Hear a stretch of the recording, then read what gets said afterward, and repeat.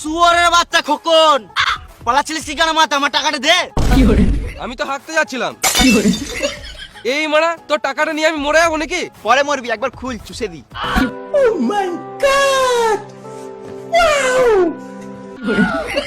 আমি একেই তো মন্টি মনে করে টাকা দিয়েছিলাম। শুয়োরের বাচ্চা আমার নাম ভাঙিয়ে খেছে। আমার টাকাটা কবে দিই বল? এখন নয়, দুদিন পর দেবো। আমার ছেলে হাত ভেঙে গেছে তো, ওষুধ কিনতে হবে। এটা মেনে নিতে হবে। আমি তো ভুলেই গেছিলাম। বেশ, তাহলে টাকাটা পরে দিয়ে দিস। চ তোর ছেলেকে একবার দেখে আসি। ও, আমিও তো ভুলে গেছিলাম, আমার ছেলে তো এখন হসপিটালে ভর্তি আছে। বেশ ঠিক আছে, তোর ছেলেকে পরে দেখে নেবো, কিন্তু টাকাটা দুদিন পর দিয়ে দিস। ঠিক আছে, চরে মন্টি খরচ। তোরা গাড়িতে এসেছিস না? চ, আমাকে বাড়িতে নামিয়ে দিবি। চ চ, কেমন চুষে দেবো দেখ।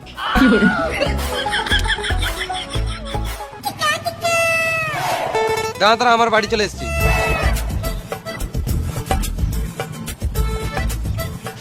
আমার ছেলের জন্য ওষুধ কিনতে হবে।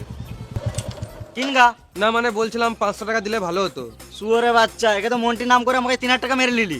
আমি আর 1 টাকা দিতে পারবো না। আরে মামনি, তখন আমি পরিস্থিতির চাপে আমি মিথ্যা কথা বলেছিলাম, আর এখন তো আমাদের বন্ধুত্ব মতন সম্পর্ক হয়ে গেছে। তুই 500 টাকা দে না, আমি দুদিনের পর থেকে দিয়ে দেবো। এটা 500 টাকা মনে করে দিয়ে দিস। আমার নাম করে টাকা ধার লিয়েছিস, যদি না দিস আমার নাম মন্টি, তো ছিঁড়ে নেবো ধুনটি, এই মেরে নেবে তোর পন্টি।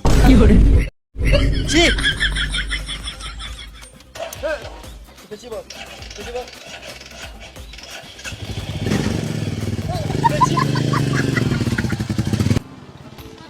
দাঁড়া দাঁড়া, আমার বাড়ি চলে এসেছি।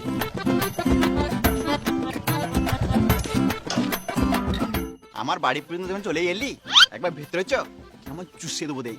হ্যাঁ মা, তাহলে একবার সাইডে চ। কেমন যদি হুমোরে মারা।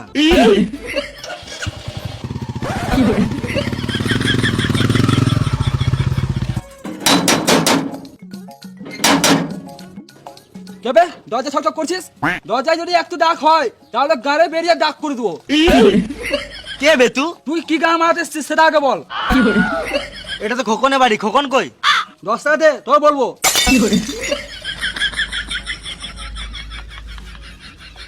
কখন বাড়িতে নাই?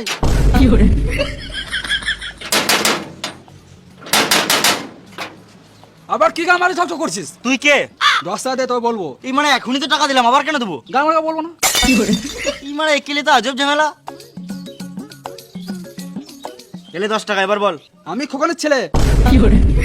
বাপ বেটা একই রে মারা, শুধু টাকা চাওয়া স্বভাব। কি হলো?